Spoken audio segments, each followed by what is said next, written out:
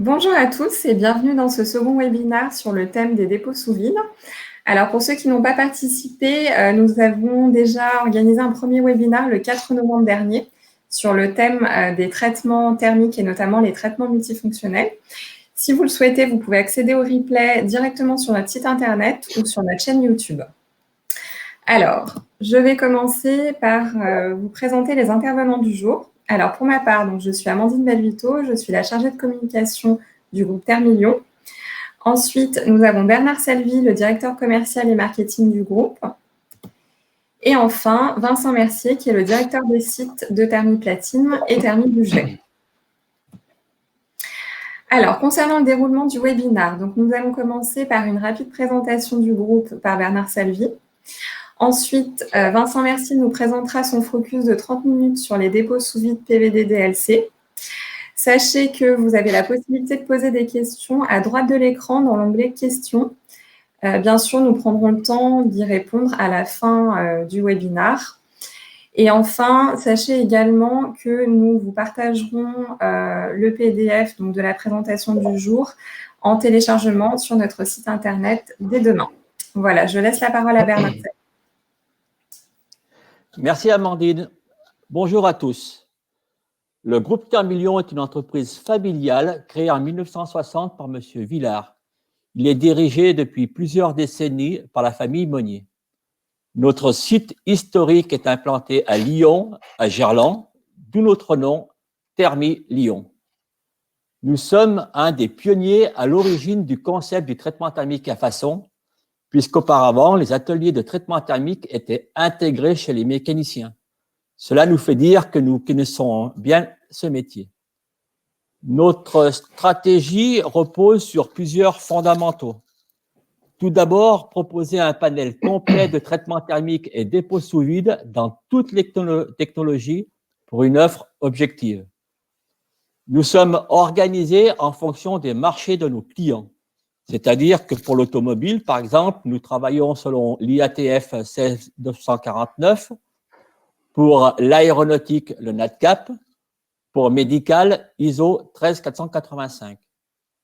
Notre stratégie repose également sur une indépendance financière. Nous développons nos propres technologies de traitement via notre service R&D en développant la gamme Thermi pour les traitements thermiques et la gamme Platine pour les revêtements sous vide. Quelques mots en termes de chiffres sur le groupe Thermilion, des chiffres de 2019, 180 collaborateurs, 25 millions d'euros de chiffre d'affaires. On a investi plus de 20 millions d'euros donc sur ces 4 dernières années. Nous avons un portefeuille client de l'ordre de 5000 clients et tous nos sites sont certifiés. Nous avons en France 8 sites de proximité et un site de traitement thermique en Roumanie. Notre savoir-faire consiste à combiner selon l'objectif performance-coût recherché les propriétés de surface, superficielles ou à cœur, et ce, dans toutes les technologies de traitement. Si je prends l'exemple des revêtements sous vide, qui est le thème de ce webinaire, nous n'avons pas uniquement une technologie de revêtement sous vide, mais 3. Le PVD arc, le PVD magnétron et le PACVD. Nous servons nos clients qui sont issus de différents segments de marché, tels que l'outillage, les composants, sport et loisirs, médical, aéronautique et automobile. Je vais maintenant laisser la parole à Vincent Mercier pour sa présentation. Merci Bernard. Donc, mon exposé sur les dépôts sous vide va se dérouler en 2 parties. Une première partie va concerner plutôt des rappels et des généralités sur ces dépôts. Et puis, dans un deuxième temps, donc, je ferai un focus sur différentes applications correspondant à nos segments de marché, à savoir l'outil coupant, la mise en forme des métaux, l'injection plastique, ainsi que les applications médicales. Alors, nos dépôts sous vide ont tous des propriétés différentes. Néanmoins, ils ont un certain nombre de caractéristiques communes. Et c'est par cela que je veux commencer. D'abord, ces dépôts améliorent systématiquement les propriétés de surface des matériaux sur lesquels ils sont déposés. Ce sont des dépôts couches minces, de 1 à 6 microns en général, qui sont déposés dans des enceintes sous vide. Ils sont systématiquement d'une dureté élevée, de 2000 à 4000 vickers, voire plus. Ce sont des dépôts de structures complexes, mais ils ont un point commun, c'est qu'ils sont systématiquement constitués d'une couche d'accroche et d'une couche fonctionnelle. C'est une famille de dépôts, en fait, dont les différentes compositions chimiques permettent d'obtenir des propriétés physiques variées. Comme l'a dit Bernard, nous avons 3 techniques de dépôt sous vide chez Thermiplatine, bien qu'il en existe de très nombreuses. Ces 3 techniques sont le PVD par évaporation par arc, le PVD par pulvérisation magnétron et le PACVD. Je reviendrai en détail sur ces termes un peu plus tard. Alors, ces technologies, utilisées seules ou en combinaison, permettent de réaliser en réalité 2 familles de dépôts. Les dépôts métalliques, d'un côté, déposés par PVD arc ou magnétron, et puis les dépôts DLC, d'un autre côté, déposés par PVD magnétron, puis PACVD. On va y revenir également un peu plus tard. Si on commence par discuter un peu des dépôts PVD, donc le terme PVD signifie Physical Vapor Deposition, dépôt physique phase vapeur en français. Alors, l'objectif de cette technique est de combiner sous vide et en température des matériaux métalliques évaporés d'un côté et des gaz d'un autre côté qu'on vient injecter dans l'enceinte pour obtenir au final des dépôts de composition variées aux propriétés donc recherchées. La partie matériaux métalliques en fait provient de cibles. Ces métaux sont évaporés à partir des cibles grâce à un arc électrique ou un magnétron. Les gaz, quant à eux, sont injectés dans l'enceinte. Sous l'effet d'une tension, toutes ces particules métalliques et de gaz sont en fait ionisées dans l'enceinte. Ce sont donc des particules chargées qui, sous l'effet d'un champ électrique appliqué, vont être attirées par les pièces sur lesquelles on veut faire le dépôt. Ces pièces sont polarisées et donc les espèces vont se recombiner à la surface des pièces pour créer les différents dépôts. Si on prend l'exemple simple du nitrure de titane, eh bien on va évaporer d'un côté des cibles de titane, on va injecter en même temps un gaz, l'azote. Le mélange de cet azote et de ce titane vont créer le nitrure de titane. Il en va de même pour l'ensemble des dépôts que nous proposons. Alors, en plus d'une composition variée, nos dépôts ont différentes structures. Les dépôts simples, comme le nitrure de titane ou le nitrure de chrome, sont des dépôts monocouches. On parle d'une couche de 3 microns, une seule couche constituée d'un seul élément. On a également possibilité de faire des structures nettement plus complexes, des multicouches, ou si les couches sont plus fines, des nanocouches. Alors, l'intérêt de ces multi- et nanocouches, l'intérêt il est double en fait. Ces structures permettent à la fois de déposer des dépôts plus durs, en alternant des couches dures et des couches moins dures, on est capable du coup de déposer des matériaux qui sont normalement fortement contraints. Et puis également, en cas d'apparition de fissures dans le dépôt lors de son utilisation, eh bien, ces fissures vont se dissiper dans les multicouches et donc éviter de se propager jusqu'à la surface du substrat, ce qui va limiter les phénomènes d'écaillage. Voilà l'intérêt de ces structures. Si on parle un peu des dépôts DLC maintenant, donc DLC signifie Diamond-like Carbon, ce terme vient du fait que la structure d'un dépôt DLC est en fait une sorte de structure mixte entre une structure diamant et une structure graphite, ce qui confère à ce dépôt ses propriétés à la fois de dureté et de glissement. On parle de dépôts de carbone amorphes, hydrogénés, en tout cas c'est celui qu'on propose. Ce sont des revêtements tribologiques à bas coefficient de frottement, et c'est pour cette propriété qu'on les utilise en général. Ces dépôts sont obtenus chez nous par l'enchaînement de 2 étapes qui utilisent des technologies complémentaires. D'abord, la couche d'accroche est réalisée par un dépôt PVD magnétron, qui a la caractéristique d'être un dépôt très lisse, et donc il va permettre à la couche suivante, qui est réalisée par PACVD, d'accrocher. Cette couche est donc la couche fonctionnelle de DLC. La technologie PACVD, en fait, est une technologie qui est assez proche de la technologie PVD. On parle bien de dépôt dans des enceintes sous vide, toujours, sauf qu'il n'y a pas de cible. On vient simplement, entre guillemets, injecter un gaz carboné qui va se décomposer sous l'effet d'une tension, et puis ce sont ces espèces créées, ces ions, en fait, qui vont se recombiner à la surface des pièces pour former le dépôt DLC. Voilà le principe de ce dépôt. Alors, effectivement, on voit cette structure dans la photo en bas à droite avec la couche d'accroche et la couche de DLC ACH.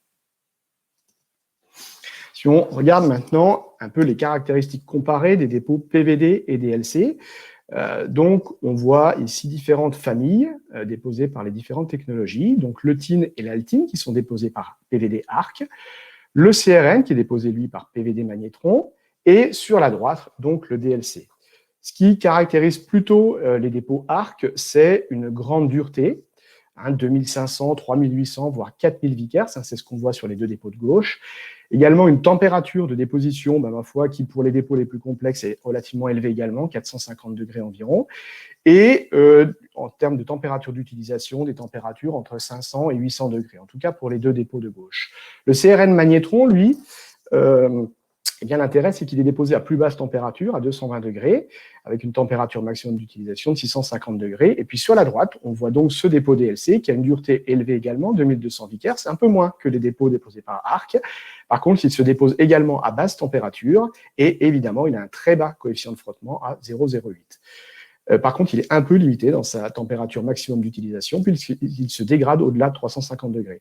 Si on regarde un petit peu au niveau des états de surface de ces dépôts, on remarque que sur la première photo à gauche, le PVD ARC génère des petits défauts en surface, qui sont en fait des gouttelettes de métal en fusion qu'on appelle les droplets. C'est inhérent à ce procédé de dépôt. En revanche, les deux photos de droite illustrent en fait des dépôts déposés par Magnétron et PA-CVD, qui sont des dépôts, comme vous pouvez le voir, beaucoup plus lisses. Et c'est pour ça que souvent, on les combine pour bénéficier de toutes les propriétés du dépôt DLC. Au niveau de la mise en œuvre, eh bien, on est sur un principe de pièces positionnées. Sur un carrousel, on ne traite pas les pièces en vrac. Donc, les pièces sont d'abord positionnées sur ce carrousel, puis, vous voyez ça sur la photo de droite, puis disposées dans une enceinte qu'on va ensuite mettre sous vide aux alentours de 10-5, 10-6 millibars avant de démarrer le process de dépôt. Les paramètres qu'il faut maîtriser pendant toute la durée du process sont des paramètres de pression, de température, les débits des gaz injectés. Il faut maîtriser également l'intensité des cibles qui définit notamment la vitesse d'évaporation et puis la tension de biase qui va venir décomposer les espèces pour créer le plasma. Il n'y a pas que le dépôt dans notre process de fabrication. C'est un ensemble d'étapes en fait qui commence par une étape de nettoyage. Quand on reçoit les pièces, il faut d'abord les dégraisser pour retirer les polluants. Dans la plupart des cas, il faut enchaîner par une étape de préparation, puisque les pièces ne sont pas aptes, même après nettoyage, à être traitées. Donc, il faut par exemple les dégazer, les sabler, les polir parfois, ou faire de la préparation d'arêtes dans le cadre d'outils coupants. On va ensuite assembler ces pièces sur des carrousels pour les préparer pour le traitement. Et puis, on va démarrer le dépôt à proprement parler, donc qui se déroule lors de cycles qui vont de 4 à 8, 9 heures en termes de durée, et qui peuvent, pour les cycles les plus complexes, comporter jusqu'à 50 étapes successives. À l'issue de ce dépôt, évidemment, il faut contrôler la conformité, donc on va faire du contrôle visuel sur les pièces, on va faire également du contrôle d'épaisseur sur pièce ou sur échantillon, par des méthodes infrarouges ou des méthodes de fluorescence X. Et puis également, on a différentes méthodes pour vérifier que les dépôts adhèrent correctement sur les pièces. Donc, les étapes de préparation, tout ce qui entoure le dépôt, en réalité, a pratiquement autant d'importance que le dépôt en tant que tel. Voilà, si je fais un petit résumé donc, de ce que je viens de vous décrire, ce qu'il faut retenir en termes de caractéristiques, au niveau des dépôts métalliques, donc déposés par PVD, on va être plutôt sur des caractéristiques donc, de dépôts très durs, avec une grande adhérence de par la technologie de dépôt, et des dépôts qui ont une certaine tenue à chaud, qui peut même dépasser les 1000 degrés. C'est pour cette raison qu'on les utilise souvent pour leur résistance à l'usure abrasive. Les dépôts DLC, en revanche, ils sont durs également. Par contre, effectivement, on les utilise plutôt, eux, pour leur bas coefficient de frottement. C'est souvent cette propriété qui est recherchée et qui va permettre donc d'améliorer le lissement ou de limiter toutes les problématiques, les phénomènes de grippage, collage. À noter aussi que ce sont des dépôts qui se réalisent à basse température, 180 à 200 degrés, et ça présente un certain nombre d'intérêts en fonction des matériaux qu'on va utiliser. Voilà, je vais maintenant me consacrer un petit focus sur les différentes applications que nous avons évoquées au départ. Alors, on va commencer par les outils coupants, qui représentent une part importante des dépôts techniques réalisés en PVD. Quand on fait du dépôt sur les outils coupants, l'objectif, en général, est d'allonger la durée de vie des outils pour améliorer la productivité. Et c'est souvent de façon générale ce qu'on recherche en appliquant un PVD. Alors les pièces revêtues, ce sont les outils coupants, donc des forêts, des fraises, jusqu'aux outils de forme, avec les matériaux classiques de ce domaine d'activité, donc le carbure et l'acier rapide. Alors bien entendu, la géométrie de l'outil, le type d'outil, les conditions de coupe, tout ça ont une importance prépondérante, et le dépôt doit en fait permettre l'optimisation des performances en répondant aux problématiques qu'on rencontre en usinage. On rencontre donc des problématiques d'usure abrasive, usure de l'outil, des problématiques d'oxydation à chaud. Effectivement, l'outil, lors de l'usinage, monte très vite à des températures élevées, et donc ça a tendance à dégrader le matériau de base. Il y a également des phénomènes de diffusion du matériau usiné sur le matériau qui sert à usiner la pièce. Il y a également des problématiques de collage, d'adhérence, avec notamment des matériaux tels que l'inox, le titane et l'aluminium. Et puis, dans un certain nombre de cas, il y a également des problématiques de choc. Voilà. Donc, on a évidemment une gamme de dépôts dédiés aux outils coupants. Il va de soi que je ne vais pas vous décrire l'ensemble de ces dépôts, ce n'est pas l'objet de la présentation du jour. Il faut juste retenir que, en fonction du type d'outil, des forêts, des fraises ou des matériaux usinés, nous avons différents dépôts qui sont adaptés. Voilà. Je vais faire juste un zoom sur un dépôt qui est le Drilling Hard, qui est un dépôt destiné à l'usinage grande vitesse. Alors voilà un petit peu l'exemple que j'ai choisi de vous présenter, donc l'exemple de l'usinage grande vitesse. La problématique lors de ce type d'usinage, c'est notamment une forte élévation en température. Cette forte élévation en température va avoir tendance à venir oxyder les dépôts qui ne sont pas conçus pour ce type d'application, et ça va générer une chute de dureté importante du dépôt et une perte des propriétés du dépôt en général. Donc, avec un client, nous avons mené des essais sur un forêt carbure monobloc de diamètre 8. Le principe du test, c'était de percer des trous de 4 fois le diamètre, donc 32 mm, jusqu'à effectivement une certaine usure, et donc de, vérifier l'avancement de l'usure sur cet outil, et l'évolution de l'usure sur cet outil, voilà, en fonction du nombre de trous percés. Donc le Drilling Hard a une dureté de 3300 Vickers. Nous l'avons déposé sur une épaisseur classique de 3 microns. C'est un dépôt multicouche. Et l'une de ses caractéristiques, c'est qu'il contient du silicium. Le silicium est un élément qui, quand on l'ajoute au dépôt, a comme caractéristique, en fait, de stabiliser les propriétés du dépôt en température. Voilà. Et ce, jusqu'à des températures supérieures à 1000 degrés. Sur ce forêt également, enfin ces forêts, il y avait 2 forêts, nous avons également réalisé un polissage après dépôt, ceci afin de réduire la rugosité, de diminuer la rugosité, et donc de limiter l'échauffement de l'outil en utilisation en favorisant l'évacuation du copeau. Voilà.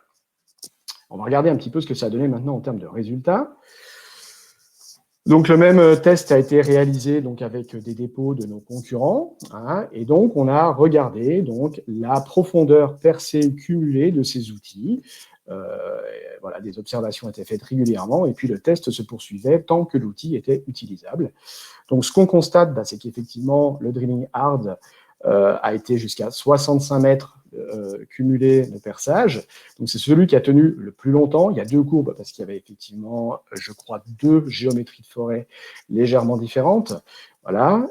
Donc, ce qu'il faut retenir, en fait, de cet essai, c'est que, outre le fait que le Drilling Hard, effectivement, était la bonne réponse par rapport au test réalisé, on voit que sur des outils strictement identiques, le fait de faire varier le dépôt, ça fait considérablement varier, en fait, le résultat final. Voilà pour la partie outils coupants. Au niveau des outillages de mise en forme, qui est un autre domaine d'application des revêtements PVD, le but est le même que pour les outils coupants, allonger la durée de vie des outils. Donc, on va revêtir classiquement des matrices, des poinçons. On retrouve chez les clients des problématiques d'usure abrasive, de collage, de grippage et de tenue en température dans le cas de l'emboutissage à chaud. De nouveau, nous avons une gamme adaptée. Alors, principalement, l'adaptation se fait en fonction des matériaux qu'on va mettre en forme et puis également des opérations qui peuvent être de l'emboutissage, de la découpe, de l'emboutissage à chaud notamment. Voilà, donc on a une gamme de dépôts qui est dédiée à ça. Il faut savoir que ces dépôts peuvent s'utiliser seuls en tant que tels ou en version duplex. Et c'est sur cette version duplex que je tenais à faire un focus aujourd'hui.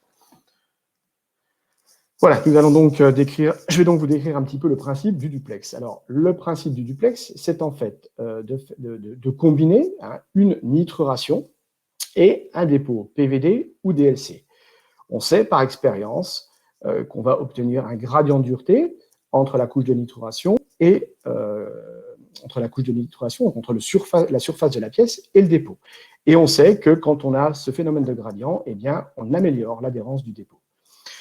Dans ce cas-là, donc, on a traité un poinçon d'emboutissage en duplex forme, le forme étant un des dépôts que nous proposons. C'est un traitement qui a été réalisé in situ, à savoir dans un seul équipement. Voilà. Donc la photo en bas à gauche, eh bien, c'est une photo de la couche de nitruration, c'est la partie sombre, je dirais, à la surface de la pièce. C'est une couche fine de nitruration, peu épaisse, 40 microns, on est plutôt sur un flash de nitruration. La photo en bas à droite est plus difficile probablement à interpréter pour vous. En fait, c'est une photo du dépôt que nous avons obtenue par usure du dépôt. Nous avons réalisé ce qu'on appelle un calotest. On a fait tourner une bille de métal sur le dépôt avec un liquide abrasif. On a donc usé volontairement le dépôt de façon à pouvoir voir sa structure et puis également mesurer l'épaisseur. D'accord ? Donc, vous voyez sur la partie droite la surface du dépôt, et puis vous pouvez voir la structure multicouche du dépôt dont je vous parlais précédemment. Donc on voit très clairement sur cette photo l'alternance des couches plutôt marron et des couches jaunes, donc de couches contraintes et de couches moins contraintes, qui permettent donc d'obtenir les propriétés finales du dépôt. On est sur une épaisseur de dépôt de 6 microns, donc une épaisseur plutôt importante pour du dépôt.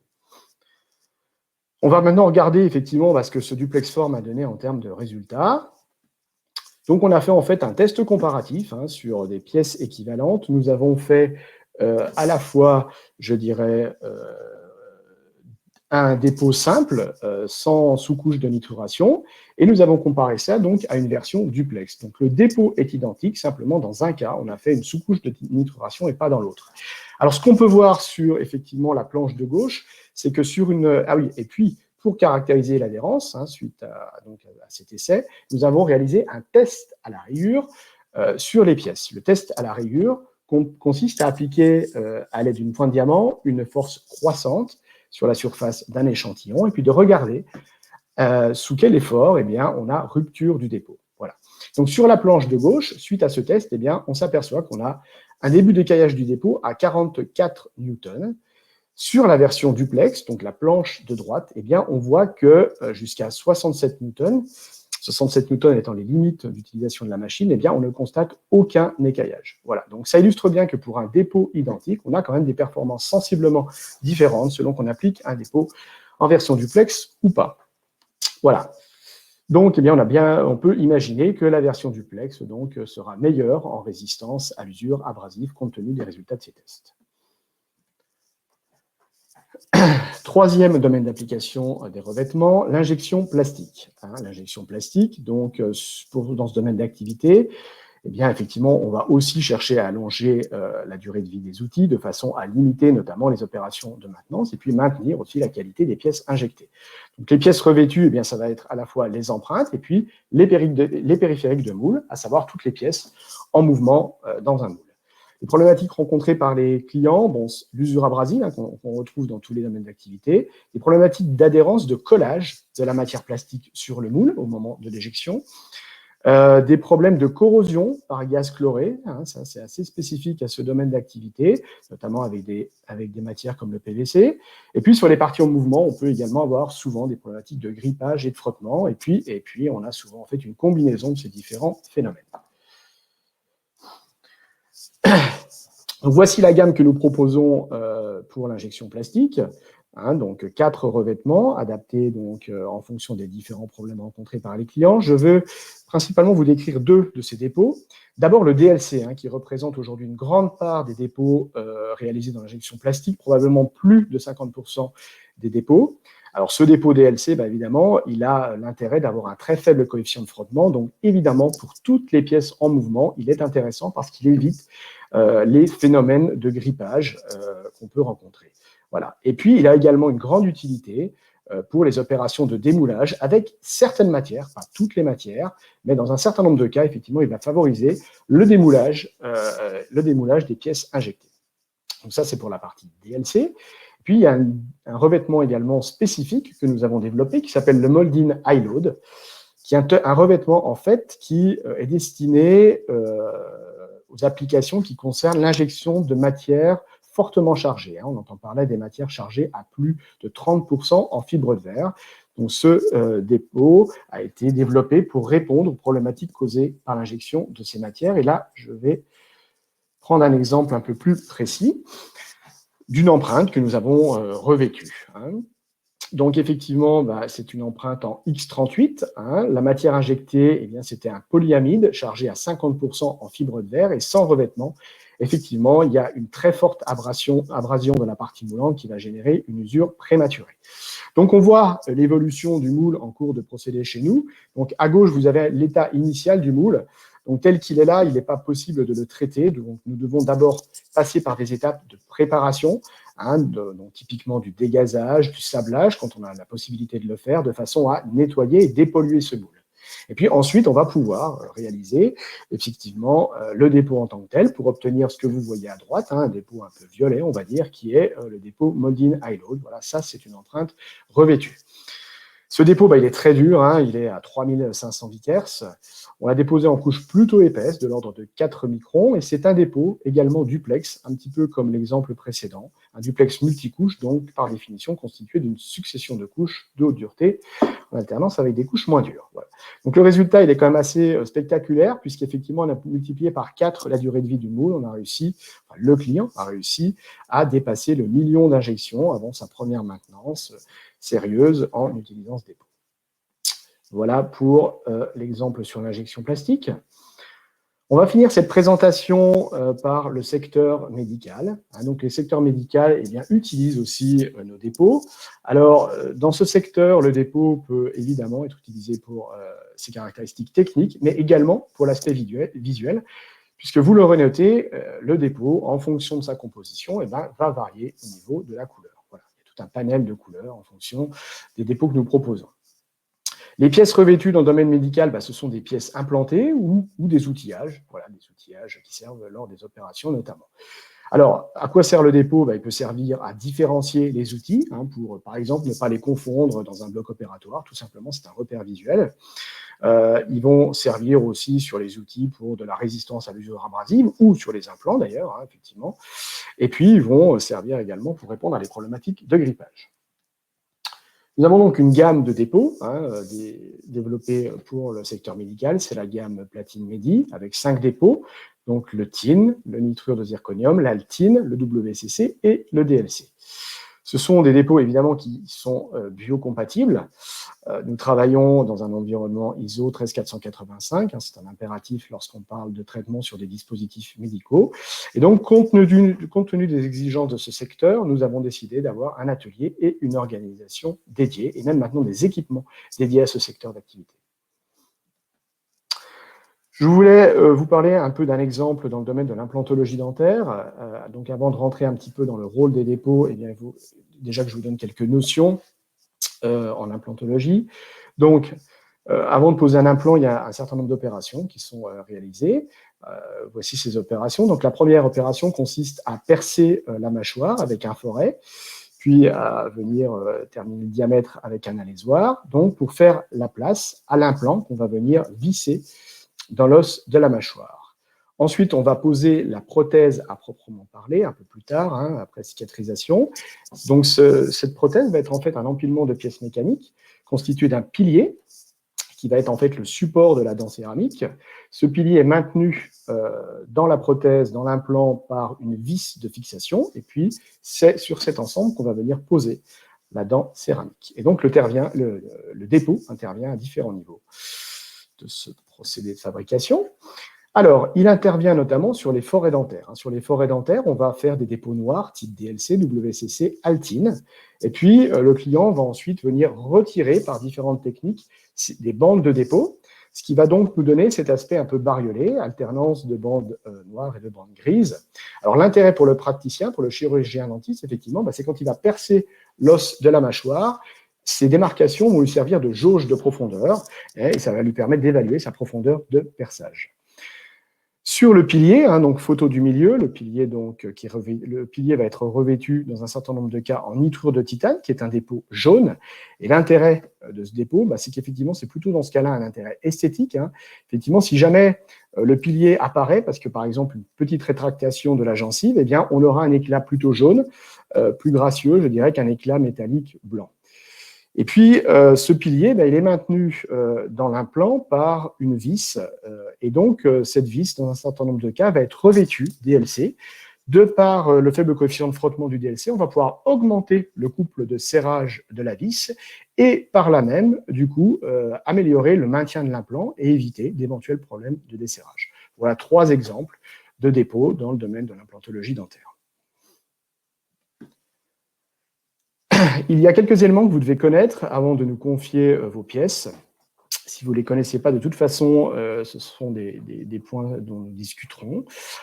Donc, d'abord, nous réalisons nos dépôts sur des matériaux conducteurs, donc typiquement l'acier, le titane, le carbure, éventuellement l'aluminium dans le cadre du DLC uniquement, compte tenu de la température de traitement.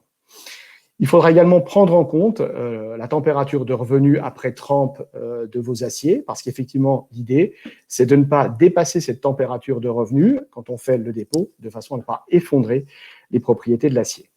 On prendra également en compte la dureté du substrat, puisqu'on a vu précédemment que plus le substrat était dur, meilleure était l'adhérence. Les pièces sont positionnées, donc par définition, il y a toujours une zone des pièces qui n'est pas revêtue. Et puis pour finir, eh bien, la rugosité du substrat a de l'importance, alors notamment pour les dépôts DLC qu'on va utiliser pour leur frottement. Ce serait donc dommage de venir déposer des dépôts tribologiques sur des surfaces rugueuses. Voilà. Donc ça, c'est un certain nombre d'éléments que vous devez connaître avant de nous confier des pièces.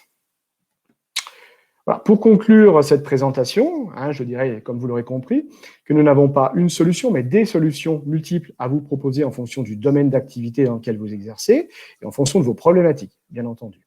On est plutôt dans une logique de partenariat avec le client, donc il va y avoir pas mal d'échanges techniques avant qu'on vous propose le dépôt, le mieux adapté à vos besoins, et le cas échéant, nous passerons par des essais. Le dépôt, vous l'aurez compris, n'est qu'une étape de notre procédé de fabrication. Il faut également parfaitement maîtriser les étapes en amont et en aval du procédé de dépôt pour, je dirais, répondre à vos attentes.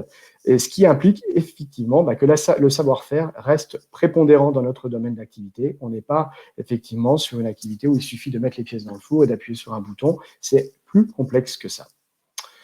Voilà, je vous remercie de votre attention. Je pense maintenant que nous allons passer à la phase questions. Bernard, je te donne la parole. Ou Amandine, je vous donne la parole. Merci Vincent, du coup, pour cet exposé. Alors, je vais passer aux questions, du coup. Alors, Vincent, première question. Après certains dépôts sur outils coupants, quelles sont les finitions? Alors, sur outils coupants, notamment dans le cadre des forêts, on va régulièrement, je dirais, faire un polissage. On a une machine qui est dédiée à cette application. Et donc, on fait du polissage de forêt. On fait une sorte de tribofinition, on peut dire ça comme ça, des forêts après dépôt. L'intérêt, effectivement, c'est de retirer les petits dépôts de surface, les petits défauts de surface du forêt. Et ça permet effectivement d'améliorer la rugosité et de faciliter l'évacuation du copeau.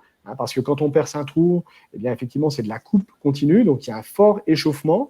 Et donc, effectivement, moins le dépôt est rugueux, plus on va favoriser l'évacuation du copeau et moins on aura ce phénomène d'échauffement. Et donc, on aura plus de chances de maintenir les propriétés du dépôt. Voilà. D'accord, très bien, merci. Seconde question. Alors, le duplex se fait-il dans la même installation? Et y a-t-il une rectification entre les 2 étapes? Alors, dans effectivement notre cas de figure, nous, ce qu'on propose, c'est de faire un duplex in situ.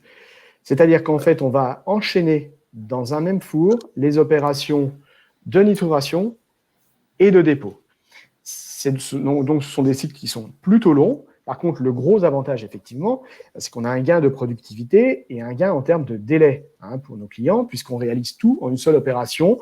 En général, ces 2 opérations sont faites dans 2 équipements séparés. Et il faut effectivement, dans le cas où c'est réalisé dans 2 équipements séparés, il faut passer par une phase de polissage intermédiaire. Parce qu'après une nitruration, on génère une couche blanche à la surface de la pièce. Et cette couche blanche, elle est rédhibitoire quand on veut réaliser un dépôt PVD ou DLC derrière. Donc habituellement, il faut faire du sablage ou du polissage. Donc, effectivement, tout l'intérêt, c'est de pouvoir enchaîner les 2 étapes dans un même cycle pour s'abstenir de faire ces opérations complémentaires et donc gagner du temps et de la productivité et du délai. Voilà. D'accord, très bien. Merci. Bernard, je te laisse. Oui, je vais prendre le relais pour les questions. En cas de traitement de duplex, est-ce qu'on peut détraiter le revêtement? Et qu'en est-il de la couche nitrurée en dessous du revêtement? Alors, effectivement, quand on va faire un traitement duplex, il est tout à fait possible de retirer la couche de revêtement.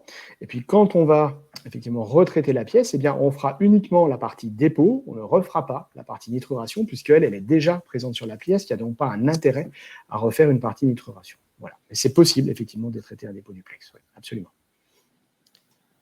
Une autre question. Est-ce qu'on peut réaliser des dépôts sous vide sous des alliages de cuivre type cupro-beryllium? Oui, absolument. CuBe2. Ouais. Alors, on ne peut pas réaliser tous les dépôts sur des alliages de cupro-beryllium.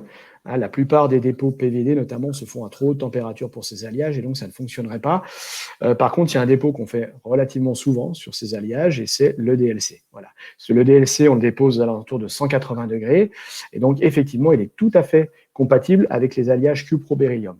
Il faut juste savoir une chose, c'est qu'effectivement, il y a vraiment une préparation spécifique à réaliser sur ces alliages pour obtenir une adhérence correcte, parce que ce sont des alliages qui ont tendance à s'oxyder extrêmement rapidement à l'air. Et donc, il y a une préparation spécifique qui se fait en amont, qui est assez complexe. Et moyennant le fait qu'on fait cette préparation, effectivement, on peut enchaîner sur un dépôt type DLC. Une question qui est complémentaire à celle-ci. Comment décapte-t-on le revêtement? Quelle technologie on utilise pour enlever un revêtement sur un duplex? Alors, sur un duplex, comme sur les autres revêtements d'ailleurs, on utilise en fait un décapage chimique. Donc, voilà, on a des bains chimiques avec des composés dédiés à ce procédé de décapage. Voilà, donc ça se fait au trempé dans des bains. On vient immerger la pièce pendant quelques heures. Ça dépend un peu de l'épaisseur et du type de dépôt, mais ça peut être de 4 à 6 heures. Et puis, à l'issue de cette immersion, effectivement, le dépôt a disparu et on peut redémarrer une opération de traitement. Voilà. Donc, c'est des décapages en bain chimique. Voilà. Nous avons encore une question sur les traitements duplex. Oui. Donc, étant donné qu'il y a une nitruration avant le revêtement, comment gère-t-on la baisse de ductilité du substrat de base sur un traitement duplex? Alors, il faut savoir que c'est effectivement plutôt un flash de nitruration qu'on va réaliser. On n'est pas du tout sur une nitruration profonde, on est vraiment sur une nitruration de 30 à 40 microns, une couche très fine. L'objectif, là, c'est vraiment, je dirais, d'améliorer l'adhérence du dépôt. Voilà, c'est vraiment ça qu'on recherche et c'est ce qu'on obtient, puisque vous avez vu la présentation sur les duplex réalisés sur un poinçon. Voilà, donc je dirais qu'on ne modifie pas fondamentalement les propriétés du matériau en faisant uniquement ce flash de nitruration. Nous, c'est vraiment à destination d'un dépôt qu'on va faire derrière. Voilà, c'est plutôt ça qu'il faut retenir. Bien, nous en avons fini avec les questions. Amandine, on te laisse conclure. Très bien, merci. Alors, merci à tous pour votre participation. Alors, comme pour l'autre fois, donc vous pouvez nous contacter à l'adresse marketing@thermi-lyon.com si jamais vous avez d'autres questions à nous poser ou si vous voulez réagir sur l'exposé du jour. Sachez donc que le replay sera disponible dès demain donc sur notre site internet ou sur notre chaîne YouTube. Et enfin, comme nous n'avons pas pu organiser malheureusement un événement physique pour les 60 ans de Thermi Lyon, nous avons décidé d'organiser un live TV exceptionnel cette année, donc le 1er décembre à 16h. Donc, nous serons en direct de l'usine de Thermi Lyon. Donc voilà, donc je vous invite à nous rejoindre le 1er décembre pour partager avec nous notre histoire à travers des témoignages et des entretiens exclusifs au cœur de l'usine de Lyon. Voilà, donc je vous remercie à tous pour votre participation et puis je vous dis à bientôt. Merci, au revoir à tous.